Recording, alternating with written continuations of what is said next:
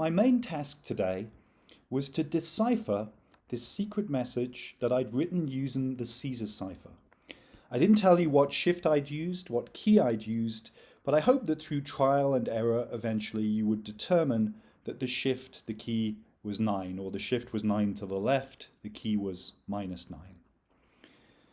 One way to achieve this was simply to just go through and try different values and stare at the message and write them down and eventually find something that looked a little bit like words that you might expect.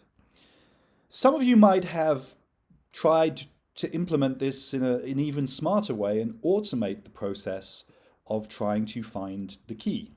So for example, you could do that using another for loop where you would loop through all possible keys.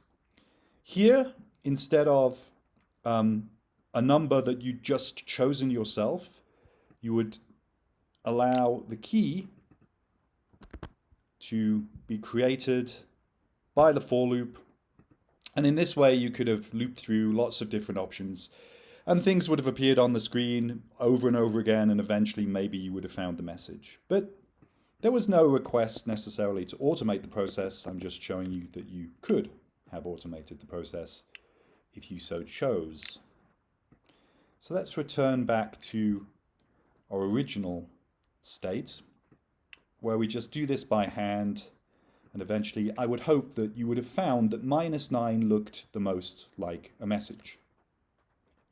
So what do you get when you apply a key of -9, when you apply a shift of 9 to the left? Well, let's look.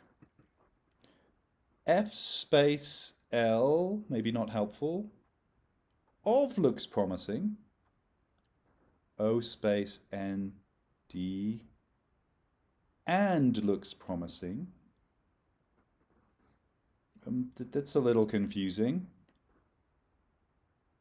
But then if there was an if there in an ing, okay, no, and then an hing. So you wouldn't have noticed the message immediately, I think, but you might have noticed that the fragments of words seemed sensible with this shift of -9. Well, what's going on? Why do you see a lot of spaces?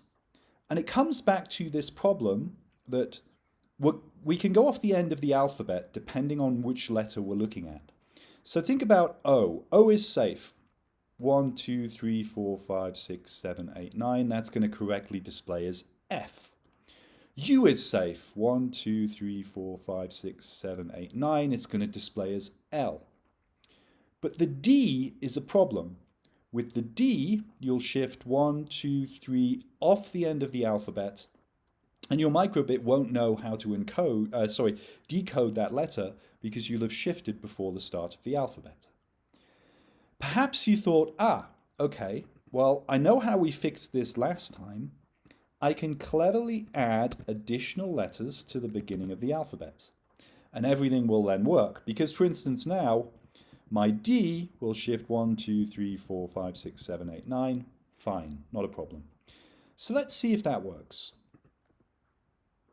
FU space, space, space. So that hasn't solved the problem. I fixed my D, but my U's are now an issue. Why is that? Well, you may notice now you've created an alphabet with 2 occurrences of the letter U. And so the microbit, when it goes looking in alphabet to find the index of U, the first thing it's going to find is 0, 1, 2, 3. It's going to find this first U, try to shift that 9 to the left, and it can't do it. I hope maybe you got this far and then were stumped. But the issue is that you can't fix this in the way we've been describing before for large shifts, because unless you're lucky and the message all falls in the middle here of the alphabet of the string that I've created here, then you're gonna either create the problem that there's 2 letters that you need for decoding, or you're not going to be able to fix the problem of shifting off the beginning of the alphabet. If you worked out a solution, a general solution to this problem, well done, kudos. This was the big problem of the day. I don't necessarily expect that you would have worked it out, but here is a solution. And this is the full solution for decoding. Encoding, you just change the shift, the key, but for decoding, deciphering messages using the Caesar cipher. I've made two real changes here.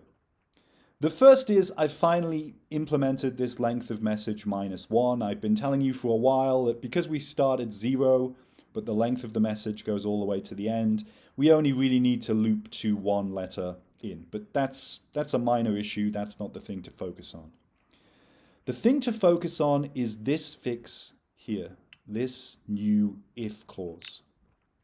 What I've done is I've said, okay, we're going to change the index in alphabet by -9. I'm going to be conscious that if, say, I'm at D, I'm at 0, 1, 2, 3 in alphabet, and I try to change by -9, I'm going to go to -6. I'm going to go to a negative number.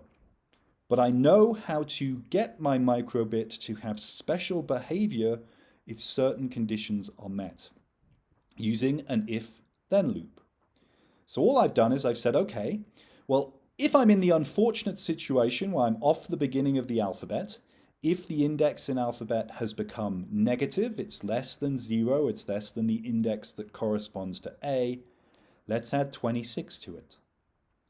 So again, think about what happens if I reach D.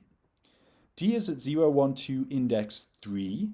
I'm going to shift 9 places this way to index -6, which isn't particularly helpful. And then I'm going to say, okay, that's less than 0. So add 26 to index -6 to get index 20. 0, 1, 2, 3, 4, 5, 6, 7, and all the way over here. And so what I've done is I've successfully looped around, wrapped around. When I'm over here at -6, I've gone over here to +20, an alternative way to loop around my alphabet. And again, if you got that right, congratulations. I don't think that was obvious at all. But if you did manage to implement that fix, you will see the message. And the message is full of sound and fury. Full of sound and fury. A quote from Macbeth. Oh, signifying nothing. I forgot the signifying nothing. So full of sound and fury, signifying nothing. A quote from Macbeth.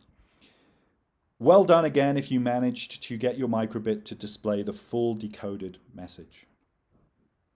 Now, all week I've been building up the tools gradually, little by little, to hopefully make you think about how to use algorithms to encode and decode messages using the Caesar cipher. Some of this got a little complicated, and I know you might think it's not appropriate for younger students, but consider this. Most of the tasks we've described here can be done without even using code or without even using a microbit. You can describe an algorithm to students quite easily. Lay up the alphabet A through Z, a second alphabet A through Z. Let's shift it left or right to encode or decode a message. Do we have problems if we shift it beyond the edge of the other alphabet by, say, 6 or 7? How do we then decode the letters at the end? If we shift it to the right by 6 or 7, how do we encode or decode the letters at the beginning? Troubleshoot a way to do that. Expand your alphabet to loop around so you can fix those problems. So even without really writing code at all, the concepts behind what I presented this week, I think, are easy to even describe to junior students. So I hope you enjoyed learning a little bit about how to code and how to think about logic and how to think about automation and how to think about shifts and troubleshooting and all of these issues which are important to be able to begin to write good software.